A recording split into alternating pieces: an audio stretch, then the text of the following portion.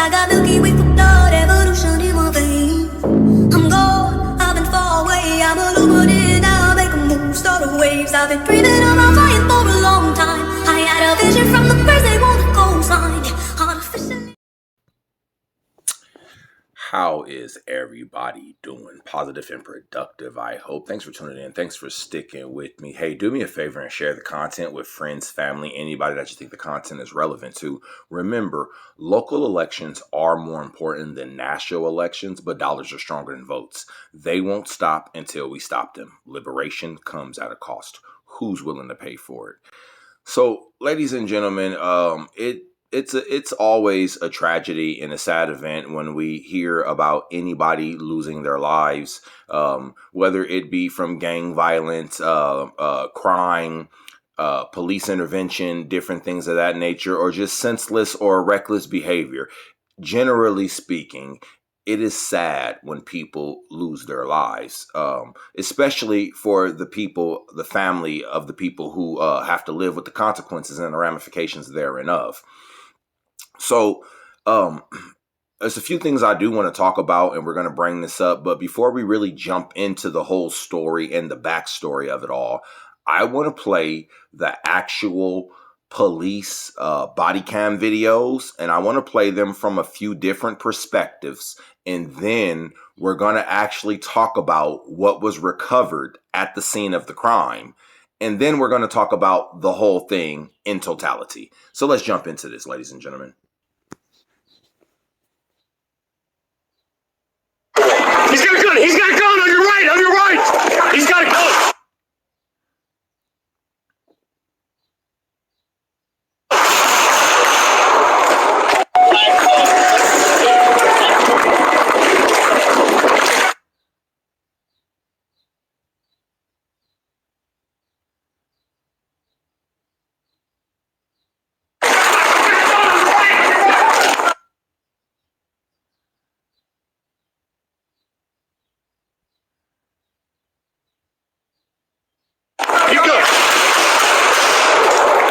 Get fucked out!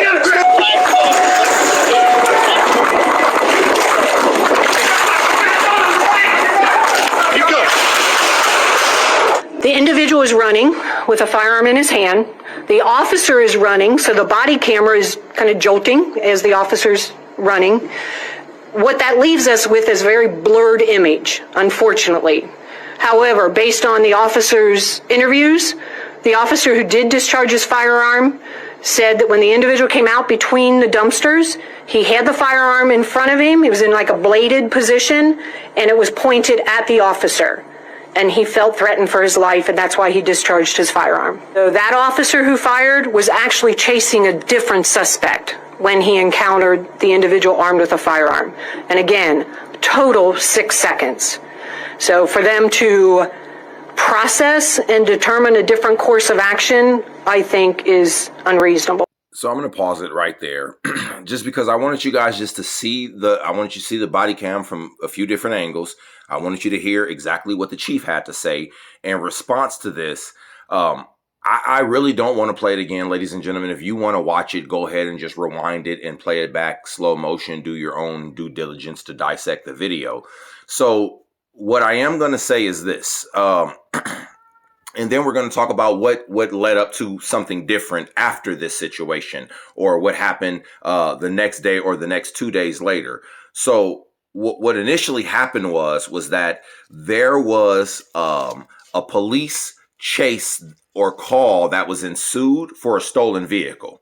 And when the police basically, tried to get behind the vehicle, tried to ascertain who was driving the vehicle of the stolen car, we had a young man jump out who was armed with the firearm. Now, whether he pointed the firearm at officers, whether he brandished it or not, I'm not going to say clearly from the video. You can see, however, from the video, and if you understand, looking at certain videos, he had the firearm exposed as he was running away from the officers. So the firearm was visible. I will say that, and it wasn't concealed in his waistband.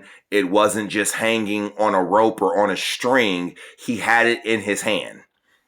So let me understand something, ladies and gentlemen. There's a crime being committed.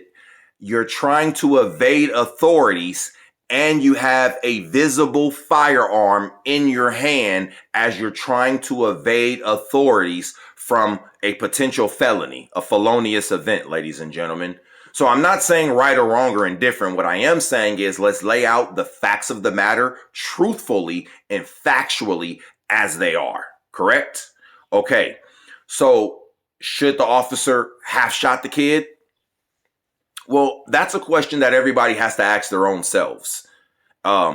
If you've never been in a protector role, a protectorial role, armed guard role, different things of that nature, if you've never really been in these situations, you can say what you think you're going to do, but even if you have been in these positions, still you're going to say what you believe you're going to do, but more than likely, you really don't know what you're going to do in that moment. But I will tell you this, ladies and gentlemen, me being a guard, PPO work, armed guard work, different things of that nature, I would have did the same thing.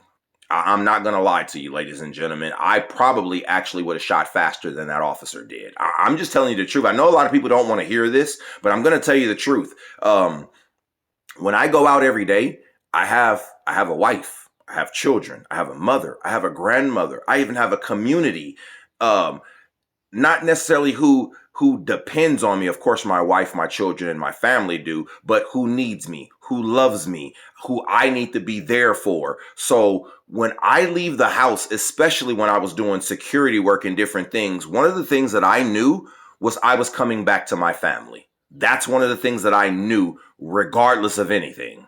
So when we're talking about somebody who's already breaking the law, ladies and gentlemen, we're not talking about somebody who possibly needs assistance or there's a misunderstanding. We're talking about a person who's actually committing felonies. And now to get out of the situation, you're trying to evade. In the process of you evading, you have a visible firearm.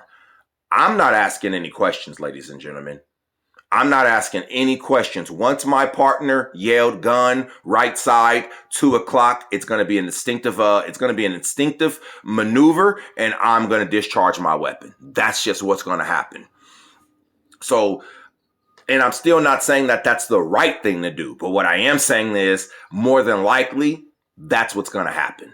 So why is this relevant? Why is this situation even a thing? Because now, ladies and gentlemen, the young boy who was killed by the police officers, his name was Rodney Hinton, something to the effect of that. But what I want you guys to actually see now is what happened with his father. Now, let's look at this right here. So, authorities allege that Rodney Hinton Jr. killed a deputy. Father charged with killing deputy a day after police kill son. So from CNN now, listen, I don't have the full exact report, the dash cam, police cam videos. We don't exactly have that yet. So I did possibly want to pay it. Depending on what's in the video, I probably won't make content of it.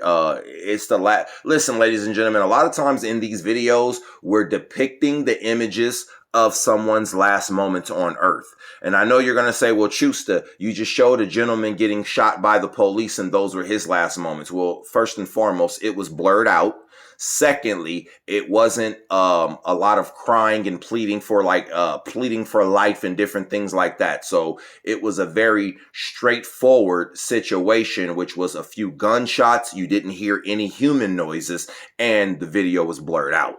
So like I said, depending on what's in the video of the officer from his dash cam or his body cam perspective, I may or may not put that in the video or we may not make content of that. So and then there's a few things. So I really want to get the general consensus of what, because I see a lot of people who are siding with Rodney, saying I would have did the same thing if police killed my son. He was every right to do that. Remember the lady who shot who came into court with the gun and shot the pedophile for raping her kid. Remember the guy who was waiting at the airport? He shot the guy, the karate instructor. Like, I'm seeing so much stuff, and it's just like, whoa, wait a minute.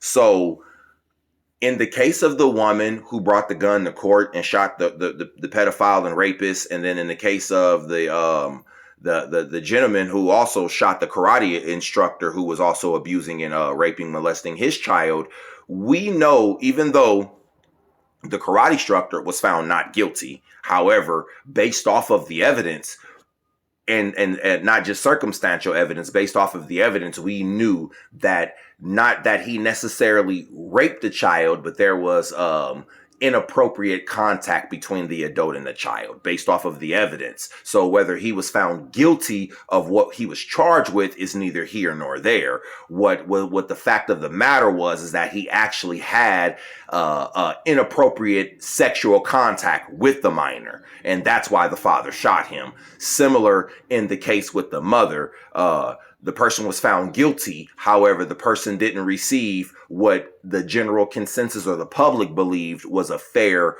sentencing or a fair punishment for the crime. However, in this case right here, no deputy or no police officer, no deputy or no police officer has been brought to justice or even being been prosecuted criminally to say, are they right, wrong, or indifferent, to now say what said ramifications will be, won't be, should be, ought to be. And what I will say is this, going back to watching the video, knowing the circumstances of the situation, a stolen vehicle, high-speed chase, you jump out, you're trying to evade authorities, and you have a firearm that is clearly visible. I'm sorry, ladies and gentlemen, but I would shoot you too. That's just more than likely what would happen. Everything's moving so fast. Sorry, things are that way. And here's the thing, ladies and gentlemen. As a knucklehead in my younger day, I used to be on the wrong side of the law. I really did. I wasn't a law-abiding citizen my whole life. But one thing I could tell you is that when they had the drop on me, I would surrender. I wouldn't fight with the authorities. I would say, hey, you know what? The faster you could get me to jail, the faster I could get a bed and get a meal. Most of you've never been to jail before, so you probably don't know. But then also, the faster I could get arraigned and then get to a judge and then possibly say whether these charges are warranted or not. So I think a lot of times most people are afraid of even facing the charges, facing the judge, the jury, et cetera, et cetera. So again, not to say that I've never tried to run or evade authorities, but if I was going to run from authorities, I wouldn't run with a firearm in my hand because, like I said, the road to hell is paved in good intentions, ladies and gentlemen. I don't know what you're thinking about doing. First and foremost, I don't even know your frame of mind because you're out here committing felony acts. So I don't even know if you're, the right type of person to begin with. I'm not judging you, but I do know you're stepping outside of the norm, and now we are in persona non grata. So just from the fact of you're committing a felonious event already lets me know that you're not the type of person that society is supporting or recommending or in favor of. Number one. Number two, the fact that you're now trying to avoid, elude, and run from authorities now says another thing about your character, because it's one thing to commit a felonious event. It's a second thing to now try to evade from your consequences after being caught or potentially being caught for said felonious event. And then when you decide to run away, you have a firearm clearly visible. I don't know what you're going to possibly do to not get caught. I don't know, and I don't need to ask these questions when you have a Glock with an extended magazine. I don't need to ask you, do you want to surrender or go in peacefully? And maybe you have a switch on it. I mean, I'm in this case, I'm not saying you did, but what if it's a fully automatic, or even if it's not? I don't need 3 to 4 bullets to come at my face for me to know that you didn't want to comply. I didn't need to know that. The fact that you're running with your gun lets me know more than likely you're not in compliance. So I'm probably going to discharge my firearm. There's a few other situations, ladies and gentlemen. I told you, I was like, I would have shot him too. I would have done the exact same thing. And I'm offering a unique perspective because I'm offering the perspective of somebody who upholds the law, not necessarily enforces it, but someone who upholds it. And then number 2, from the position of someone who used to break the law. So I see it both ways, as the knucklehead criminal perspective and what I was doing. And then number 2, from the John Q. Public, I'm just a stand-up citizen, regular person following the rules, unless the rules are tyrannical, and that's a whole nother situation. But listen, ladies and gentlemen, again, make sure you guys share this content with friends, family, anybody that you think the content is relevant to.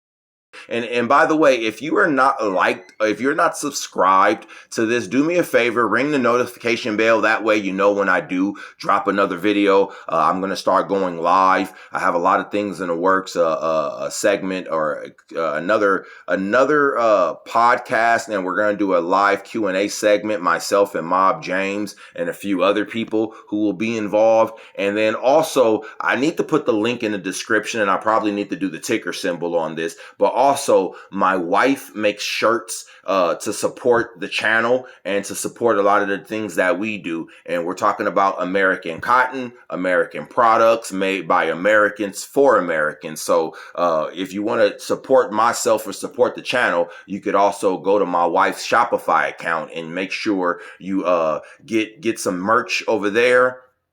Make sure you got space shekels, get the engine wallet. Like I said, we got so much stuff going on for the content and for the merchandise and different things. And another thing that I'm going to start doing, ladies and gentlemen, as I bring you these segments, especially these horrific ones and these atrocities and tragedies, we will start donating, advocating to the victims and the victims' families. Because listen, as Americans, it's bad enough that we're doing this to each other. And since we're doing this to each other, we have to rebuild and repay each other. But listen, as always, y'all stay positive. Y'all stay productive. Remember, local elections are more important than national elections, but dollars are stronger than votes. They won't stop until we stop them. Liberation comes at a cost. Who's willing to pay for it? I'm from outer space, I got Milky Way for blood, evolution in my veins. I'm gone, I've been far away, I'm illuminated, now I make a move, start waves, I've been dreaming of